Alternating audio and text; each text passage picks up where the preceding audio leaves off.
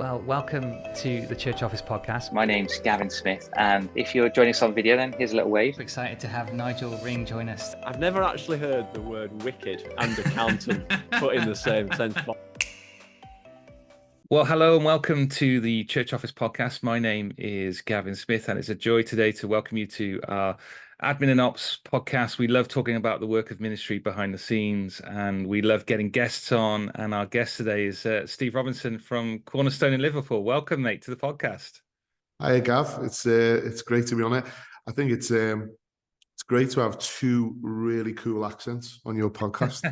It is. We haven't had a Liverpool accent on here yet, so first time.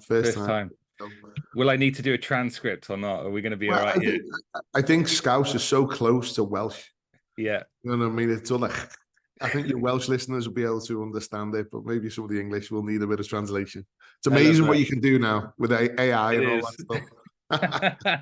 That is true. So, Steve, tell us a bit about your church for our listeners who haven't come across Cornerstone. Yeah, I'm one of the pastors of Cornerstone Church in Liverpool, and we historically were a Brethren assembly. It was called Ramleys Road Chapel, and in 2009, my wife and I, Sean Amy, she was Sean Amy Jones. That's very Welsh, isn't it? That is very Welsh. Yeah. Sean and I and our kids, with a group of people, went and worked with the Brethren Church, and did a church replant. That's how we would describe it. They had about 15 people. They were very close to closing the doors. And God's been really kind to us, really, really kind over those last 15 years. All of those original people are still with us, and a few have retired and moved to the lakes, and a couple are now with the Lord Jesus. But the most of the original folks are still with us, which is wonderful. So amazing. In those 15 years, God's been really kind. The way I describe it is that he's given me a front row seat to watch his son build his church. Yeah. And we've been able to grow. So we're right in the heart of Liverpool. We are the Penny Lane area of Liverpool, literally. You know, from where I'm sitting, if I open the door, I can see Penny Lane and the Sgt. Peppers. And so we're right in the heartland of the Beatles. And we've been able to plant 4 churches in those 15 years that are all in the Merseyside area. And we formed together what we now call the Cornerstone Collective of Churches, which is a community and a family of churches that are trying to reach Merseyside with the gospel. So, that's us. That's great. I love it. And if you've been listening to the podcast for a while, you'll know one of our guests, Anna Wood, and it's now one of our trustees, works with Steve, and she's your operations director, isn't she? Something like that sort of title. She is. She's brilliant. Anna and her husband actually were part of the original team. In 2009, and served faithfully as a church member all that time. She became a trustee, and then in 2020, she came on board as the operations director for the Cornerstone. She's brilliant. Don't tell her. She is. Don't tell her. She is absolutely brilliant. Really gifted. Really efficient. Just really gets what it is to use this particular gift in this area of like operations, administration, strategic thinking, from a gospel perspective and for gospel purposes. So she is, she's excellent, isn't she, with people and organizing stuff, and she's been able to not just serve your church but serve some of the church plants as well, which is a really interesting model. And we did chat to her a little bit about that kind of structure, and it is effective, isn't it? It is working. It is working. It really is. In fact, I'll be honest with you, predominantly most of our job is serving the other churches. So we see that as a broader thing. I think when you want to be a church that plants churches, the operational side of things aren't things that often church planters are thinking about primarily. It's the things that will keep them up at night, probably. So if we've got somebody or a team of people who understand those things, see the importance behind those things, and then also can help the church planter. I don't think it's necessary that the church planter needs to be relieved of all worry of those things. I think it's important. I think it's good to have an idea and an understanding. And Anna does that really well, working in partnership with the different pastors and elderships across the collective, and to to make sure that we do the right things and make sure that we do ministry well, because a lot of this isn't just ticking boxes. This actually helps us doing what we want to do. Yeah. So she's brilliant at it. She's brilliant. Absolutely. It's great. Now, I wanted to connect with you, particularly on the podcast, about your new book with the Good Book Company, Serve. And mate, tell us a little bit about why you kind of, thought about writing this and prompted to do this. Yeah, and so in all honesty, I was asked to write it. So I was prompted, and the Good Book Company approached me, and it came off the back of a book that my friend Tony Merida from the United States wrote called Love Your Church. Okay. And there were 8 chapters of Love Your Church where he looked at what it meant to belong, to gather, to serve, to honor, to welcome. What did that mean? And they made a decision that they would love to take each of those chapters and unpack them a little bit more.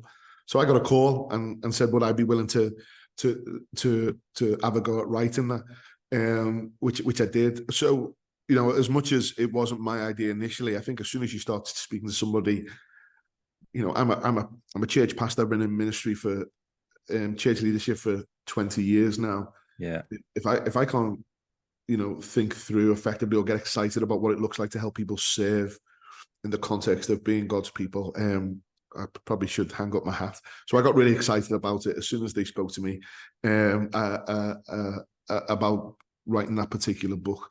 And then it was interesting really, because I think when you write a book like that is anything to help people live as the church, you can't help but write it for the people that you're serving. So very much so, it was I want to write this book in order to help our people think through what it looks like for them individually and collectively to be people that serve. So very quickly after being asked, my heart, my passion got into, okay, how do I help the folks that are coming to Cornerstone, those who've been Christians for many, many years and actually maybe weary with serving or are going through the motions. I think we can do that.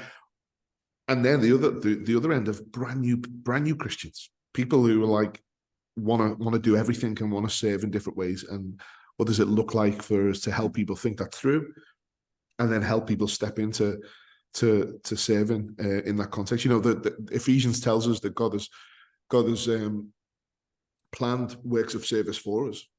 So the reality is that my conviction is that is for the church, but individuals within the church, because obviously we see that we're a body. So I think it's important for us to help people figure out that theologically, but also what does that look like applied for them as individuals in the context of the local church they're in the context of the culture and the time that we find ourselves. So I got very excited about writing that and putting that together. It was a joy, actually. It was a joy. It was very life-giving for me. Yeah. And that text in Ephesians 2, isn't it? It's lovely, isn't it? Those good works that God has prepared in advance for you to do, isn't it? It's just lovely for you to walk in that kind of everyday activity, that it isn't just the big missional things or the big, right, we're going to go out and go off to Africa and do this big, huge mission. And that's what good works looks like. It's actually the day-to-day, good works of, picking someone up for church, sitting with somebody, welcoming somebody,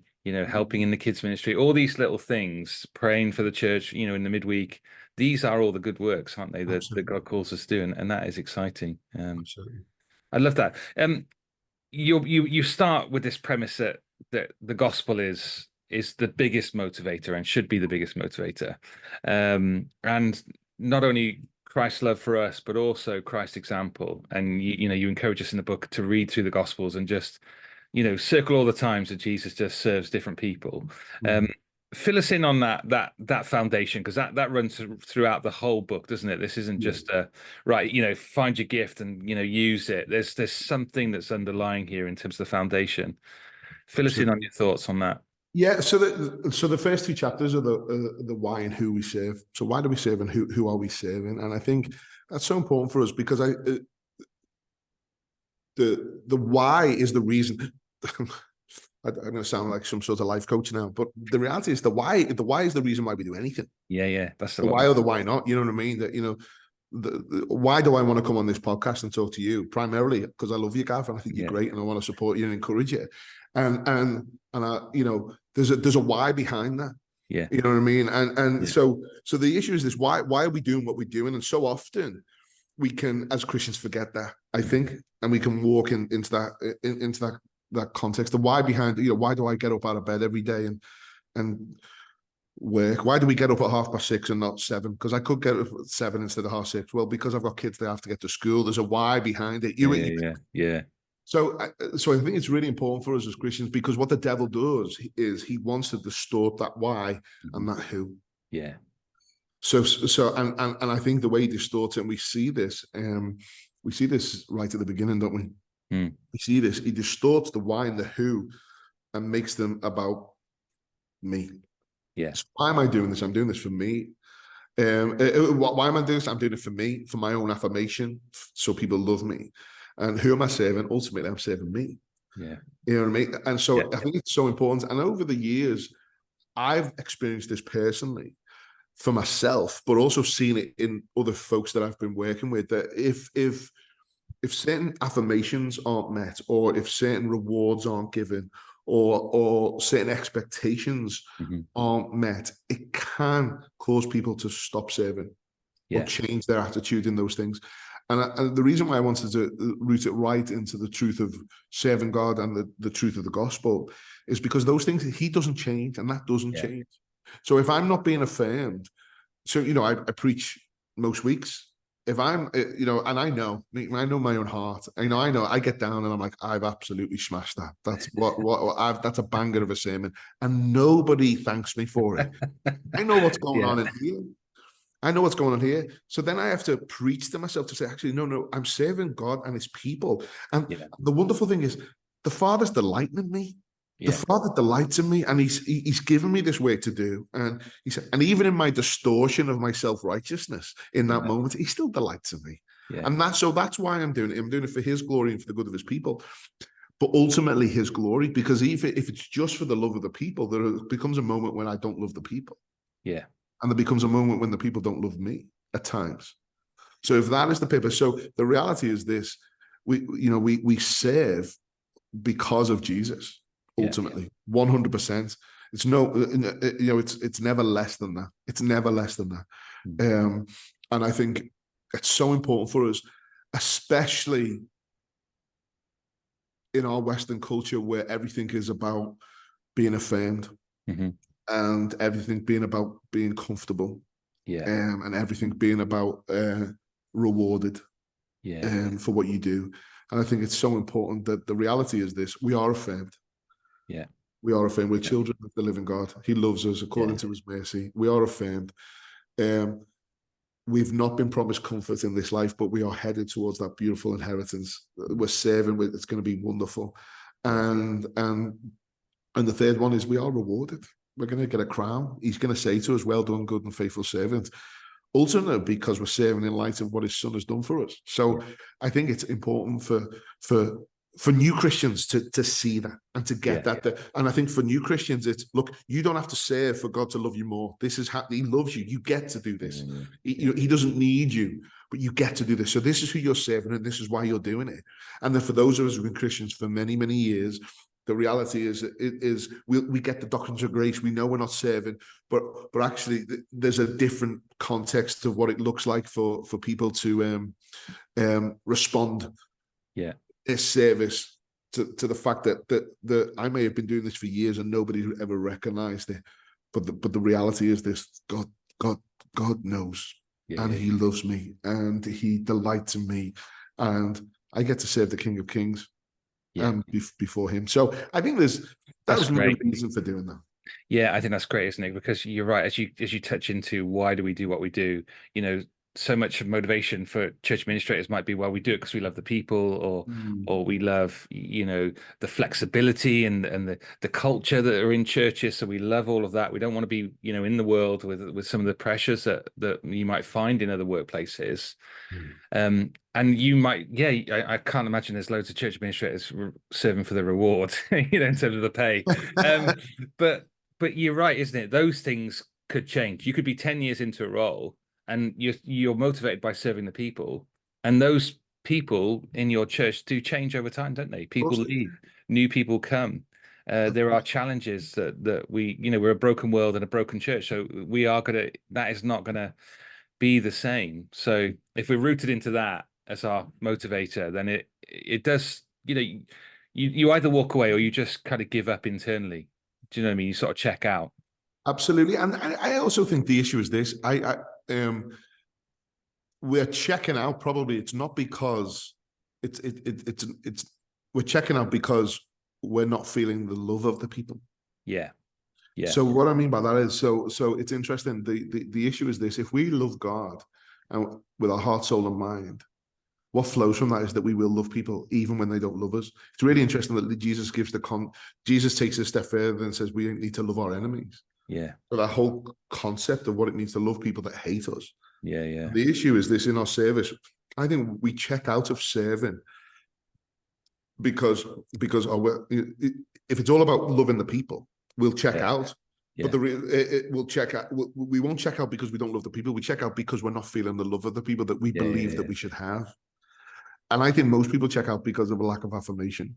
Yeah. I'll be honest. I want to say check out. There are right reasons to stop. Yeah. There are reasons to move. And I'm not saying that, you're going to be a welcomer and you need to do that till the day Jesus takes you home. I'm not saying that. But what I'm saying is the time that he has you doing that, do it with all joy and delight. And if people are ignoring you at the door, or if people aren't, or people have a go at you because they're the first person that they see as they walk in, or the last person they see as they walk out. The reality is this: if we're doing it out of a love for the Father and his love for us, we'll want to love those people. We'll want to love those people. Yeah. I think the reason why people struggle with service is because we focus on ourselves ultimately. Yeah. All those things. Yeah, that is the challenge, isn't it? Yeah, exactly right. You touched on it a little bit. This kind of idea of, people do grow weary in service. And I guess the simple answer is, when we're motivated by the gospel and what Christ has done for us, then that we need to remind ourselves, don't we, of the gospel, that it isn't just the entry point of, okay, yeah, I'm saved, and the gospel goes on the shelf, but we're talking about sort of everyday application of the gospel that helps us in service. What other things have you got that help us with this kind of weariness? If people have been serving in roles for 5 years plus, 10 years plus, any advice for that? Yeah, so I think like Romans 12 for me, I do a lot in the book around Romans 12. So you've got this wonderful, obviously the book of Romans, you got from chapter 1 right through to chapter 11, this the beautiful unpacking of the wonder of the gospel for us. And then in light of that, Paul says, therefore, according to God's mercy, give your bodies as living sacrifices. And I think part of living sacrifice is, so the issue of sacrifice, and they would have understood that straight away. We don't really get sacrifice. For us, sacrifice is giving up chocolate at Lent, you know what I mean, or not having a drink at the weekend or something. That's what we see. That they, the folks reading that at the time, even the Gentile Christians would have had a concept of what sacrifice meant, and it meant death. That's what it meant. Yeah. So it's giving your body as a living sacrifice. So that meant I am living and I am serving, but there is an element of death in the midst of that. The sacrifice and that sacrifice being self. So not for my gain, but according to the grace and mercy of God and for the glory of what is to come. Because I think the whole context of Romans is Paul is writing to the church in Rome, asking them to help him get to Spain. He's like, can you help me get there? This is where I want to go. So you've got this issue. So I think weariness in a broken world is part of what it is to give our bodies as a living sacrifice. Yeah. So what I'm saying is, I think we will grow weary because we are limited beings. Yeah. The only being in the world that doesn't grow faint and weary is God. Yeah. So therefore, we will grow faint and grow weary. It's what we do when we're weary. It's where we go when we're weary. Yeah. So I think weariness, if I was to bracket it with weakness. Yeah. So I think we live in a culture, especially in the Western world, where we are, and this might be changing in terms of the younger generations. We are quick in my generation, I guess, to repent of weakness rather than embrace weakness. Yeah.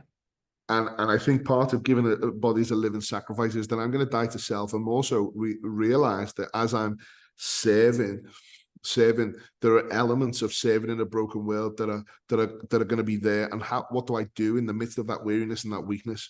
And for me, it's then, and I think this is where it rolls into: do not be conformed to this world, but be transformed by the renewal of your mind. Think of yourself with sober judgment, he says. Yeah. So the sober judgment is, I am going to grow weary at some point doing what I'm doing. Yeah. I am. Don't be surprised. Yeah. Don't be surprised by that. Yeah. I'm going to go weary because I'm not God. 2, the devil's still having a go. We're still living in a broken world. And I'm fighting with the flesh in the context of what that looks like in my service, in the context of the truth of the gospel. It's what I do in the midst of that. So I don't want to be conformed to the things of this world, because being conformed to the things of this world when I'm weary is I just give up. Yeah. I go and find something that offends me, or something that's more interesting, or something that's different. And hear me, there's nothing wrong also with going, I need to change, or we need to change. I'm not saying that that's wrong. But what do we do with that weariness? And where do I go? And I want my eyes and my heart, my mind to be taken to, look what Christ did for me. Yeah. In the midst of his limitedness as a human being, in his weariness, he gave himself. And I think I want to be able to embrace that weakness, because it's in the embracing of the weakness we're strong. 2 Corinthians 12, his grace is sufficient in those moments. Mate, I love what I do. Like, I love what I do. I love serving. But I'm telling you, I have, and I feel that I have more mornings now than I've ever had when I'm weary. Yeah. And if someone said to me, you don't have to go in today, or if someone said to me, there's another option, or there's a great opportunity to retire early, you know what I mean? And in my fleshiness, I want to take it. I really want to take it. I was speaking to somebody yesterday, and I was in the gym, actually, which is interesting. And I was in the gym, and I was chatting to someone else who's a bit older than me. We're just talking about different things. And I just said to him, I just can't wait for Jesus to come back. And there's an element, I want him to come back because of the glory of what that means, but also because I'm weary. Yeah. You know what I mean? There's a longing for that last day. Yeah, absolutely. But I think if we embrace our weakness and we move our hearts to the wonder of the gospel, our strength is in him, his grace is sufficient. Then we can function in his strength, and that's what we should be doing anyway. Serving in his strength, in light of that. So I think, don't be surprised. Preach the gospel to yourself. Ask other people to provoke godliness in context of that, but also, don't allow the feeling of weariness to be the arbiter of truth. But also see that it is a guide. Because the weariness might be because you do need to rest. The weariness might be, there might be sin going on. The weariness might be other issues. And I think we've got to see those feelings as guides, but not as the arbiter of truth. Yeah, that's really helpful. That's really helpful. And I think if you're listening to this as a church administrator, there can be a sense with us that we've got to have everything together. And we've got to have, we've got to be experts in everything. We've got to deliver.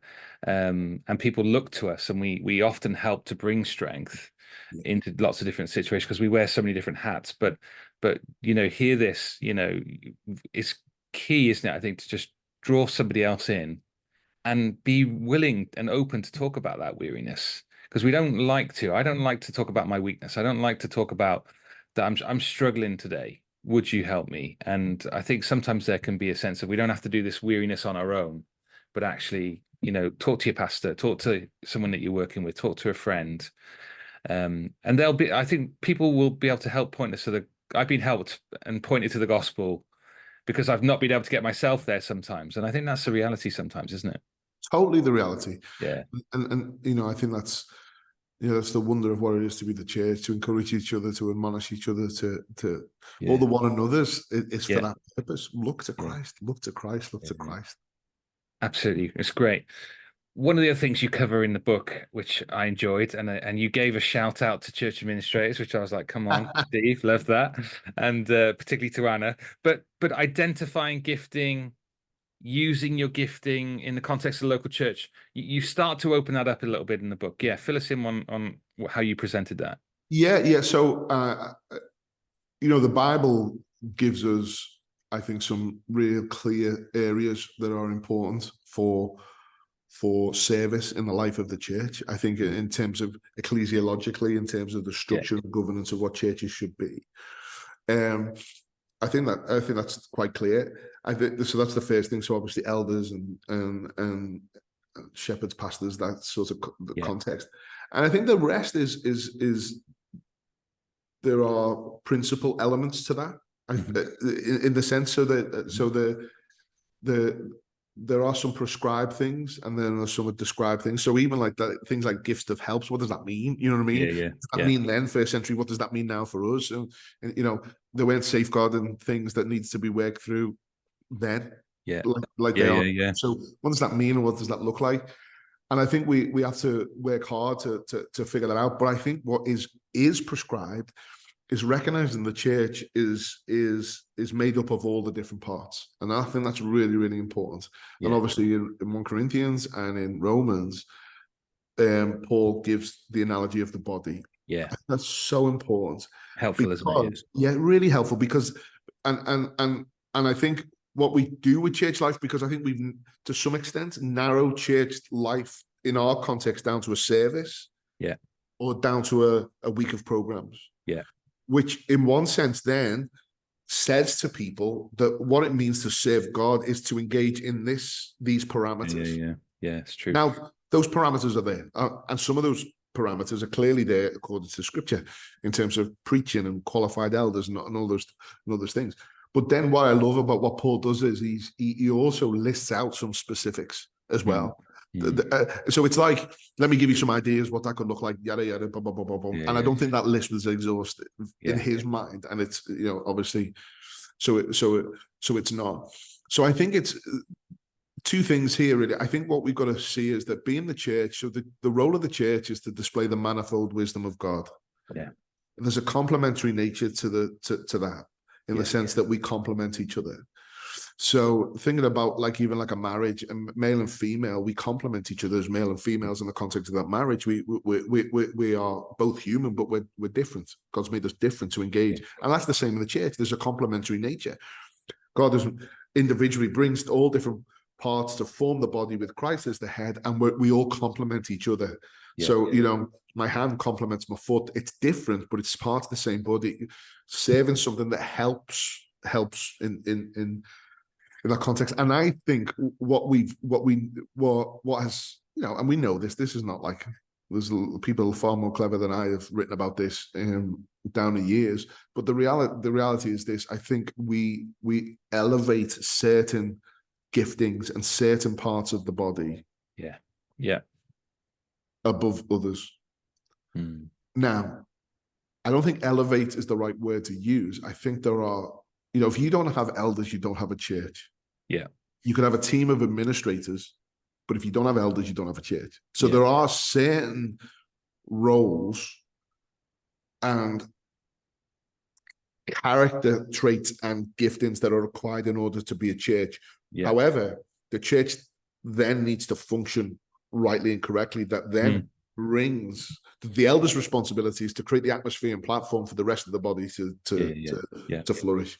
So I think it's what's really important is that churches then function in such a way that allow people the opportunity to use their giftings or to explore their giftings in the context of the parameters of what your local church looks like, but also to see that being the church is outside of that. Yeah. With me? Yeah, absolutely right. Yeah. So what I'm saying is, I think we don't want to narrow down what we mean. Yeah. When we talk about service for God, we don't want to narrow it too much to what it means, because what you will do is you'll unwillingly leave people out or ostracize folk. Yeah. But let me give you an example. There's a guy in our church, new Christian, and he looks in, and we're not like a heavily program sort of church, really. We do a lot of stuff in community and stuff.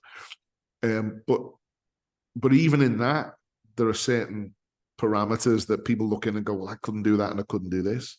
And he said to me, he said, but I tell you what I could do. I could just, there's a couple of guys, I could just go and have a coffee with them and encourage them. You know, so some older single men, this guy's a bit younger. And I'm like, boom, there you go. Yeah. Yeah. That's great. And you shared in the book about your mum, didn't you? Who's, you know, at home a lot on her own, but she has people that drop in. She has coffee with them. She's praying for the church. She's doing crafts for international mission and getting people involved. We've got to see it broader than just the program and services. I'm absolutely convinced of that as well. Absolutely, yeah, absolutely. And I think one of the great joys of my job as a church administrator is to help people connect those things and to see those things and release those and say, okay, so there doesn't look like there's the way that you can serve on a Sunday, but look, here's all the other things that you could do, you know, and the joy of connecting and the joy of saying, actually, yeah, would you pray for this? Would you pray for this ministry? Would you connect and support this person? And what we find, don't we, that happens right alongside services, discipleship takes place, doesn't it? And the two are together as well, aren't they? Absolutely, absolutely. And I think that they work together, but also we've got to see the vital nature of that. Yeah. You know, I think, you know, being a pastor, you know, I do have quite a lot of non-Christian friends. I actually serve in the community that I grew up in, so that's been really helpful for me. Yeah. I know for a lot of pastors, there's a difficulty in trying to engage with non-Christians, and you know, I think that's important to try and do that, to be an evangelist. Yeah. But at the same time, reckon that God has called you to serve in a certain way to help those who are on the front line in the context of their office buildings or their schools or the universities or wherever they're working or on their streets, to be engaging with non-Christian people and actually seeing that as part of what God's providence he has for your particular local church, and actually celebrate that. So when people are you know, spending time with their non-Christian friends, going down the pub to watch the football, and then, you know, just loving on them and encouraging them, they are serving. Yeah. Absolutely right. They are serving. And, you know, they are, you know, when the folks are having neighbors over for a barbecue and inviting a few other people over from church just to mix, they're serving, you know what I mean? And they're able to open up doors that we can't open at this moment in time. One of the an example that we had many, many years ago, there's an older gentleman in our church, Roy, his name is, he's been at the church since he was in his 20s. Brilliant. 80 now, and he is like, he's amazing on a one-to-one with people. He can't help but talk about Jesus, you know what I mean? It's like, he used to cruise with his wife when she was alive, and you know, he'd be just talking, he can't help himself, he just, any conversation, just walks into it. Now Roy is not going to be able to be on university campus with some of our students. He just can't, you know, like, it'd be mad. He just can't do that. What the students can do is invite some of their friends over to their gospel community for dinner and sit them next to Roy, and Roy tell them about Jesus. Yeah. Absolutely. You with me? Yeah, that's all part of it. It's all part of the service, and we're all serving, and no one's standing on a stage.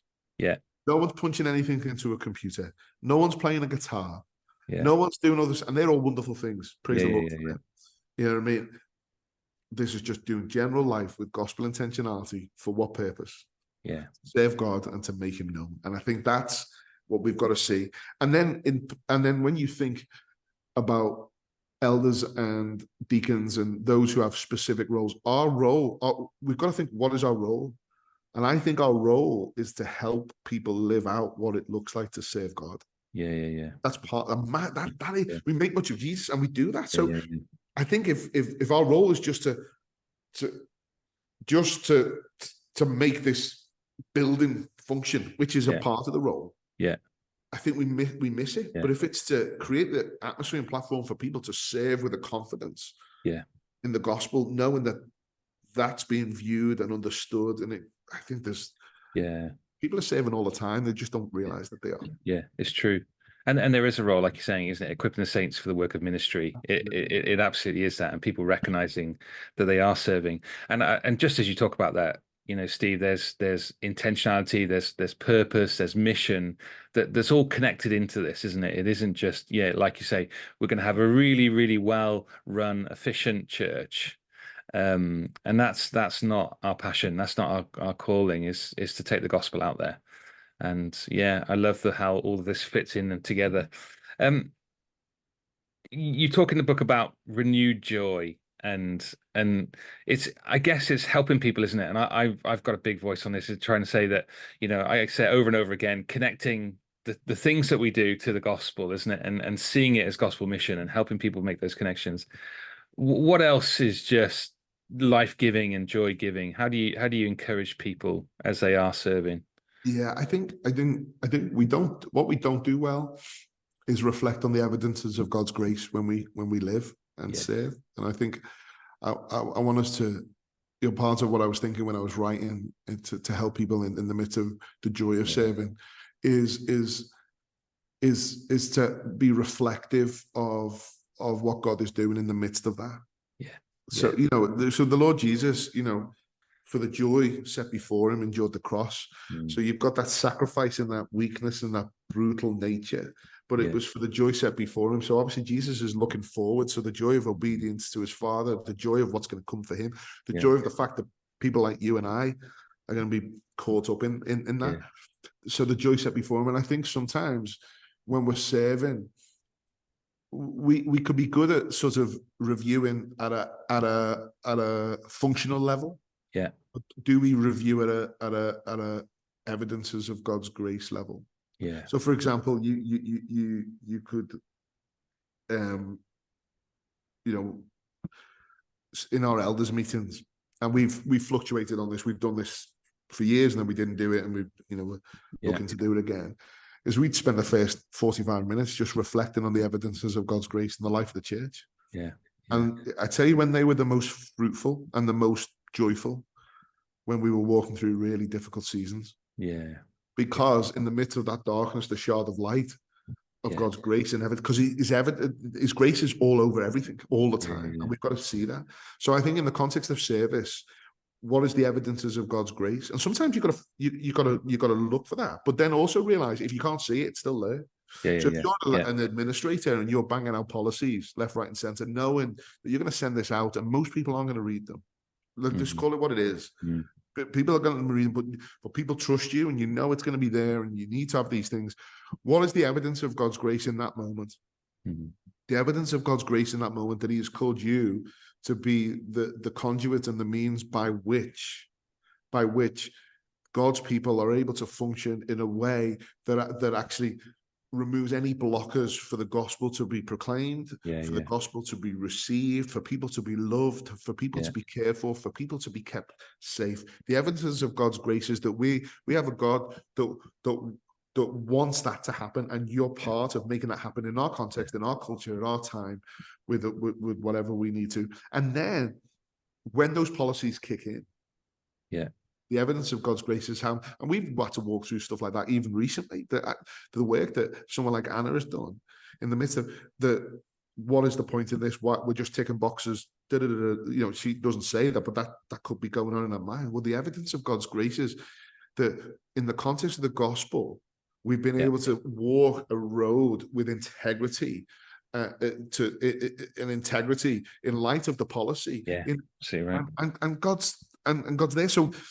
And then ultimately, the reality is this: when people get saved, when people are restored, when people are, all that is being done in the offices, in the study, at the door, is an evidence of God's grace. And I think part of the joy for me is reflecting on the evidence of God's grace, which takes me back to Romans 12.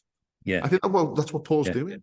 Paul's saying, mercies. In light of the mercy and grace of God, give your bodies as living sacrifices. Now, think of yourself with sober judgment. Okay, so what does that mean? I've got to look again at God's mercy and grace. I've got to keep looking there all the time. And I think that's what brings the joy of serving and having our eyes open and to see the evidences of His grace. All the time. Absolutely right. Like on Easter Sunday, we've got 6 baptisms, and people are writing testimonies, and you start to see them and hear them, and what's surprising is that there's obviously a moment where they encounter grace in a preached word, or they've heard the gospel, and the power of the gospel has changed them. But so much of their testimonies is, I met so and so for the first time at the door. we had lunch together, we had coffee, and then I came to this, food bank. I was served at food bank, and then I met this person, and I came on Sunday, and then suddenly I feel part of this. And you go, that's the church in action, Absolutely. serving that person. And we've all played maybe a tiny part in it, just a smile or a wave or here's a coffee. But those little things have been God's used them and used us to bring about, a story where this person is totally changed by the gospel. And that's kind of, having that ability to reflect, like you're saying, the evidences of grace is essential in this, isn't it? Yeah, absolutely. And I also think it's good to do that for others. So I think one of the other things that brings joy is we honor each other. Yeah. So I think it's important to I think I talk about this a little bit. I don't think we're not great at that. We think it's our job to keep other people humble. It's not. We just got to get that out of our minds. It's not my job to keep anyone else humble. It's my job to outdo them in showing honor. Yeah. That's what Jesus That's said. helpful. Yeah, that's clever. That's what Jesus says. Yeah.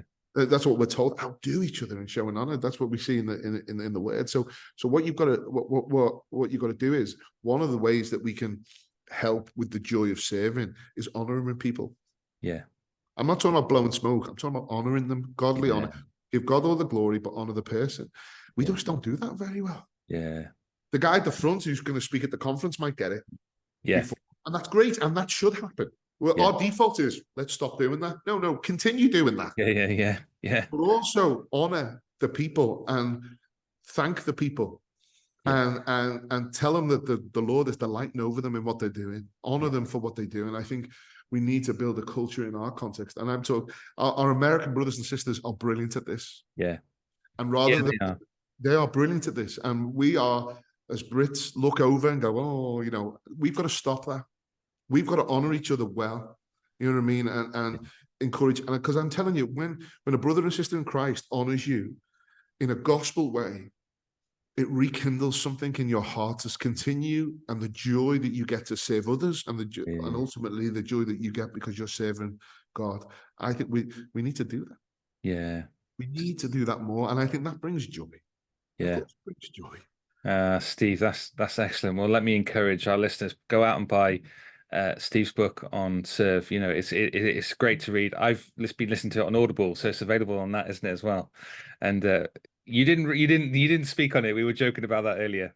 No, I didn't. For some reason, they didn't want the Scouse accent on it. Yeah, they didn't.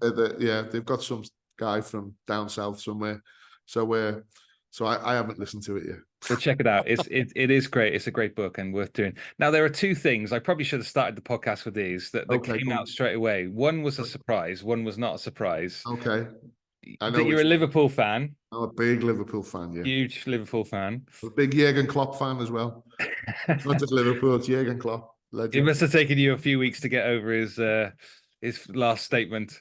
Well, we're still. I've only just now started wearing colour again. I've been wearing black for the whole time. Now, this one was a surprise. The second one that you noticed, ebook, was it you're a Downton Abbey fan? I'm a Downton Abbey fan, yeah. I got sucked into it. Yeah, I don't. You know what I mean? I don't tell many people that. But then I've written it in a book. So written in your book. The 5 people that have bought the book know about it now. So I know, yeah. I found it fascinating. It's funny, really, because I watch. I don't know about you, but I watch things and I always like picture myself in the context. Yeah. I don't know. Watch The West Wing and imagine being the president and all this sort of stuff. So if you ask my wife, I talk about that stuff all the time. But if you ask my wife, Sean, who does Steve want to be? It's like, I want to be Downton Abbey guy, the Lord of the Manor. That's what she. Lord of the Manor. But I just thought I enjoyed it, but I was always fascinated the fact that you've got this layered thing. Yeah, this house. Yeah. But obviously, it's not a perfect illustration because it's not God. So yeah, I enjoyed I enjoyed Downton Abbey. Yeah. Oh, mate. Well, thanks for taking the time to chat to us on the podcast, mate. It's an absolute delight. And we just grateful for you, grateful for Anna, and grateful for your support of the church office, mate. And all you're doing is you're doing a great job, bro. Yeah. You're doing a great job. Thank you, bud. Well, if you've got any questions or you'd like to connect with us over, the topics that we've talked about, please get in contact at questions@thechurchoffice.co.uk. Please go out and buy Steve's book and get into it. I think you'll really, really enjoy it. And yeah, we'll love to see you or you'll hear of us on the podcast in the next few months. All right. Speak to you soon. Bye.